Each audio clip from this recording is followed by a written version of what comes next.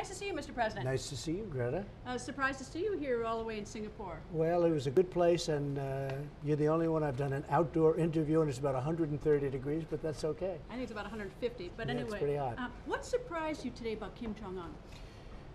Really, he's got a great personality. He's a funny guy. He's a very smart guy. He's a great negotiator.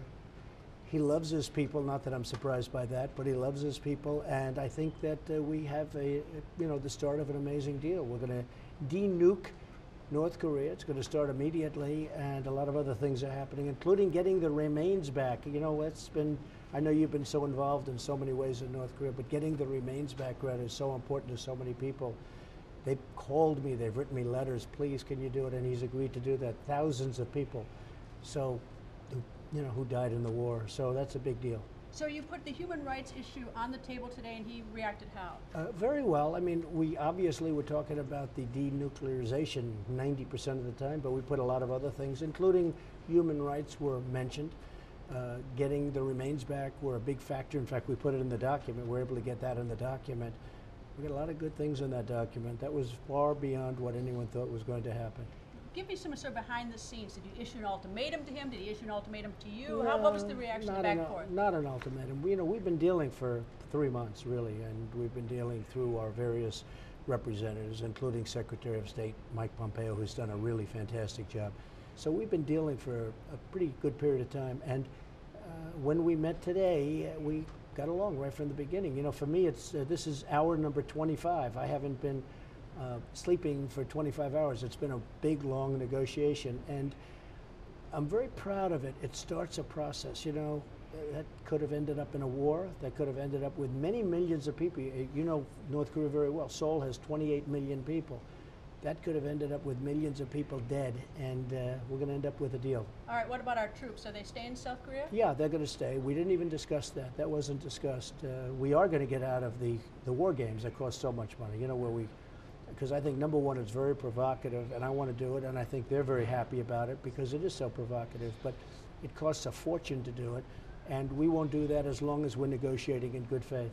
What brought him to the table this time? Because there's been a lot of saber rattling back and forth over decades with DPRK in the U.S. Well, actually, I don't think there's been too much saber rattling prior to me. I don't think they basically had a silencio attitude, silence. They didn't want to talk about it, and you can't do that.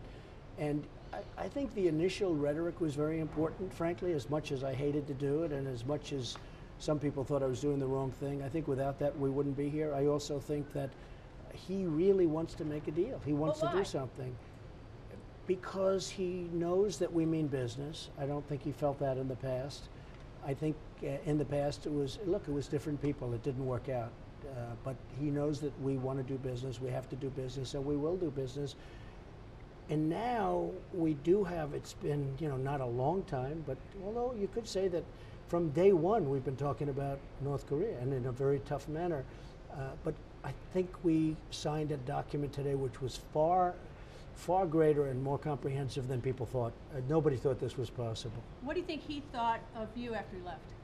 I think he liked me, and I like him, and I understand the past, and nobody has to tell me he's a rough guy. He has to be a rough guy, or he has been a rough person, but we got along very well. He's smart, loves his people, he loves his country, he wants a lot of good things, and that's why he's doing this, I believe. But he's starved them, he's been brutal to them, he still loves his people?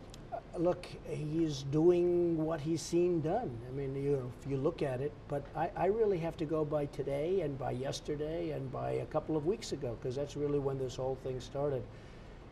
Again, without the rhetoric and without the sanctions were very important. The sanctions are going to remain on until such time as we see, this is going to happen. And we pretty much see that now, but the sanctions will remain on until we really start dismantling or dismantle the nuclear weapons. Because this is Voice America, it will be heard in North Korea by the citizens of DPRK of North Korea. What do you want to say directly to the citizens of North Korea? Well, I think you have somebody that has a great feeling for them. He wants to do right by them, and we got along really well. We had a great chemistry. You understand how I feel about chemistry. It's very important. I mean, I know people where there is no chemistry. No matter what you do, you just don't have it. We had it right from the beginning. I talked about that, and I think great things are going to happen for North Korea. Mr. President, nice to see you, all the Thank way you. from Washington. That's true. It's been a long time. At some point, I'll be able to go to sleep, I think, get a little rest. Indeed. Have a safe trip back, Thank you, sir. Brad. Thank It's you, a great sir. honor. Thank you. Thank you. Thank you, darling.